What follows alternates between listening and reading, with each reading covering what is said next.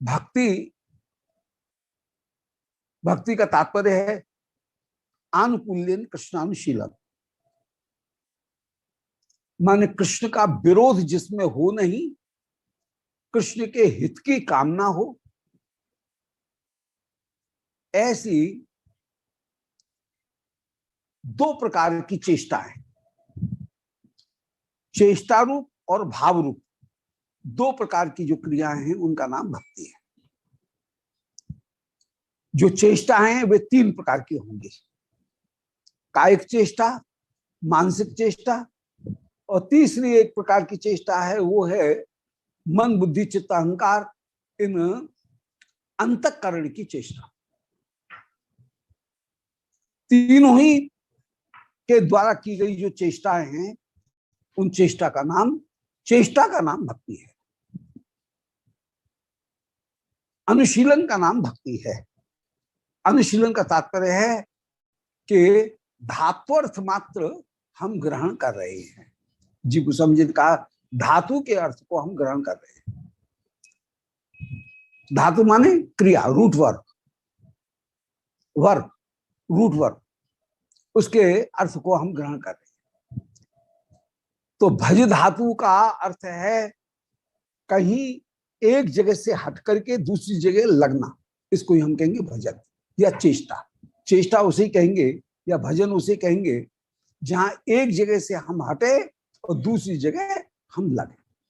जैसे मेरा हाथ इस समय घेंटू के ऊपर रखा हुआ है, थाई के ऊपर रखा हुआ है।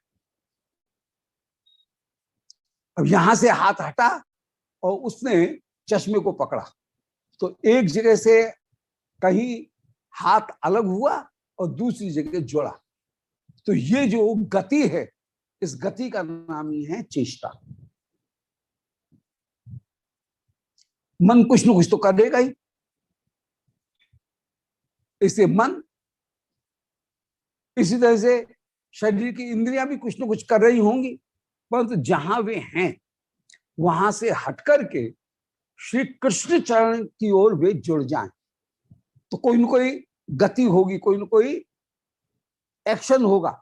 उस एक्शन का नाम ही है कृष्ण संबंधी। यदि वो एक्शन है तो उसका नाम होगा भक्ति। आनुकूल्यन कृष्णानुशीलन, अनुशीलन का नाम भक्ति हुआ। अनुशीलन का मतलब है शील माने कोई एक्शन, कोई किसी प्रकार की गई चेष्टा, उसका नाम हुआ अनुशीलन।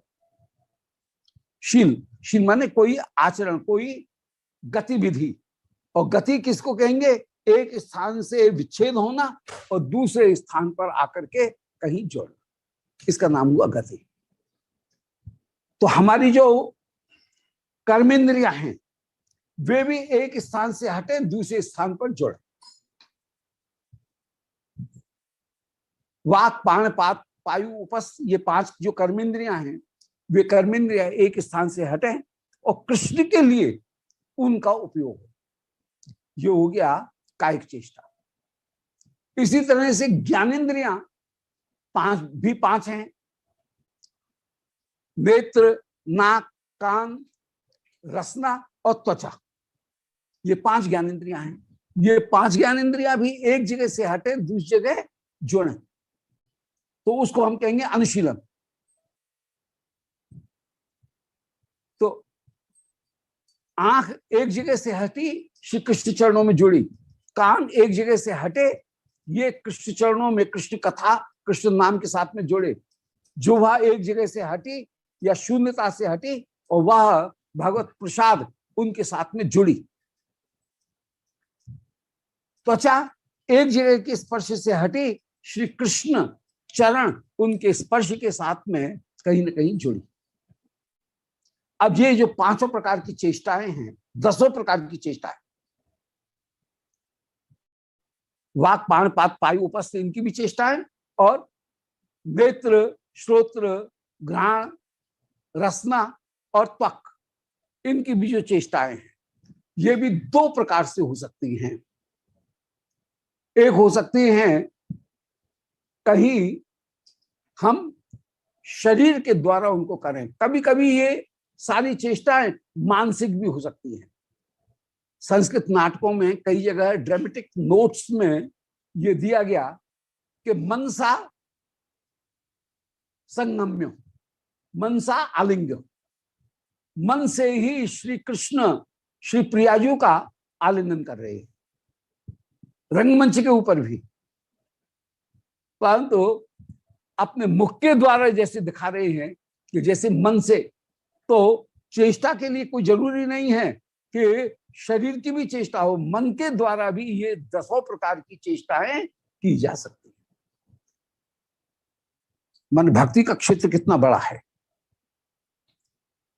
कि हम दातुन कर रहे हैं, अपने मुंह की सफाई कर रहे हैं, गंदगी दूर कर रहे हैं, गंदगी का त्याग कर रहे हैं, परंतु काय के लिए कर रहे हैं कि ठाकुर जी की सेवा करें तो कहीं उनको दुर्गंध नहीं आए। आओ रमेश भैया उनको दुर्गंध नहीं आए। जय राधे। तो चेष्टा का मतलब है अनुशीलन का तात्पर्य है चेष्टा, और चेष्टा जो है वो चेष्टा यहां 3 प्रकार की इंद्रियों से की जा सकती है। कर्मेंद्रियों के द्वारा, ज्ञानेंद्रियों के द्वारा और अंतःकरण के द्वारा भी चेष्टा की जा सकती है। इन अंतःकरण के द्वारा जो चेष्टा की जा रही है उनके द्वारा भी हम मन से किसी को देख सकते हैं, ध्यान कर रहे हैं और देख रहे हैं तो कहीं अंतःकरण के द्वारा दर्शन हो जाएगा। आंख बंद है और सूंघ रहे हैं कृष्ण के अंग की कांति, ये भी भक्ति कहलाएगी, भक्ति के रेल में आ जाएगी, भक्ति के घेरे में आ जाएगी। तो भक्ति की परिभाषा के विषय में कह रहे थे, भक्ति का स्वरूप लक्षण क्या है? आनुकूल्यन कृष्णानुशीलन, ये भक्ति का स्वरूप लक्षण है।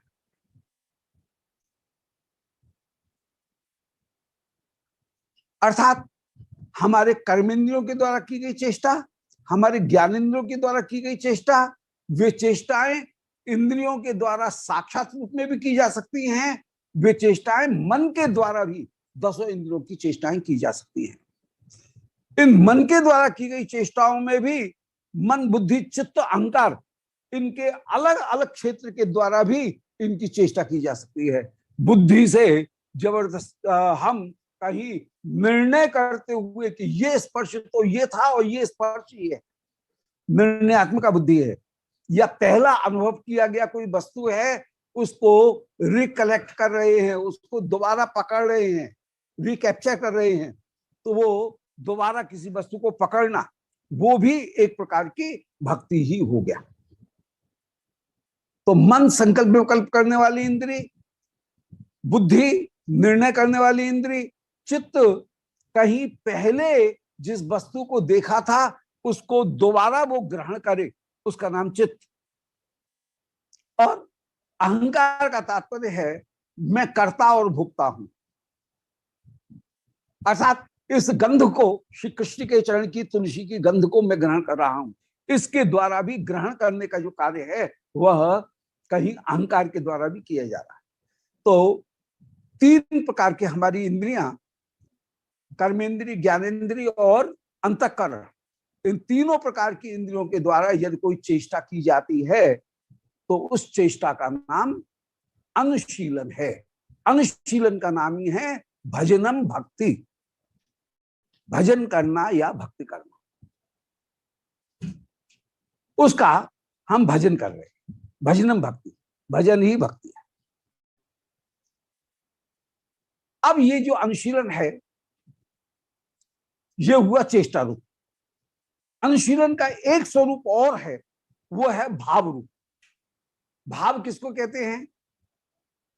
जैसे एक सरोवर है, उसमें शांत पानी है, कोई हलचल नहीं है, हमने उसमें लेकर के एक कोई कंकर डाला, चिप्स डाले, चिप्स डालने के साथ साथ उसमें आवर्त उत्पन्न हुए, लहर उत्पन्न हुई, वो एक लहर किनारे तक पहुंचे तब तक दूसरी लहर हुई, दूसरी लहर ने पहली लहर को अपने भीतर ही समेट लिया, वो आगे बढ़ी, परंतु तब तक तीसरी लहर आ गई और तीसरी लहर ने पहली दो लहरों को आत्मसात कर लिया, वो बढ़ी, और इस तरह से एक लहर दूसरी लहर को पुश करती हुई आगे जैसे बढ़ती हुई चला जा रही है, किनारे तक पहुंच रही है।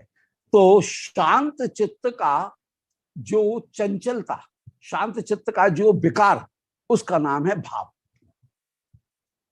तो भक्ति के दो स्वरूप हुए, चेष्टा भक्ति और भाव भक्ति। चेष्टा भक्ति जो है वो तीन प्रकार की, कर्मेंद्र के द्वारा की गई चेष्टाएं, ज्ञानेंद्र के द्वारा की गई चेष्टाएं और अंतःकरण के द्वारा की गई चेष्टाएं। ये सारी चेष्टाएं भी कहीं दो प्रकार की हो सकती हैं, कभी मानसिक भी हो सकती हैं और कभी शारीरिक भी हो सकती है। ये सारा इतना लंबा चौड़ा भक्ति का क्षेत्र हुआ, शायद इसमें सब कुछ आ जाएगा। इसीलिए भक्ति कहने पर रति, सख्य प्रीति, वात्सल्य प्रीति, मधुर प्रीति, ये भावरूप भक्ति भी आ जाएंगी। और भक्ति कहने पर मंदिर में सोहनी देना, झाड़ू देना, ठाकुर जी के लिए रसोई करना, सामान लेकर के आना, और भी जितनी भी मजदूरी है, कोई भी कार्य भगवत संबंधी उन कार्यों कर रहे हैं, वो भी भक्ति हो गया। तो सभी प्रकार की जो चेष्टाएं, सभी प्रकार के भाव और सभी प्रकार के इंद्रियों के द्वारा, सभी प्रकार के इंद्रियों के द्वारा की गई चेष्टा और भाव, ये सभी भक्ति हुई। अब ये भक्ति भी कैसे होनी चाहिए? आनुकूल्यन कृष्णानुशीलनम,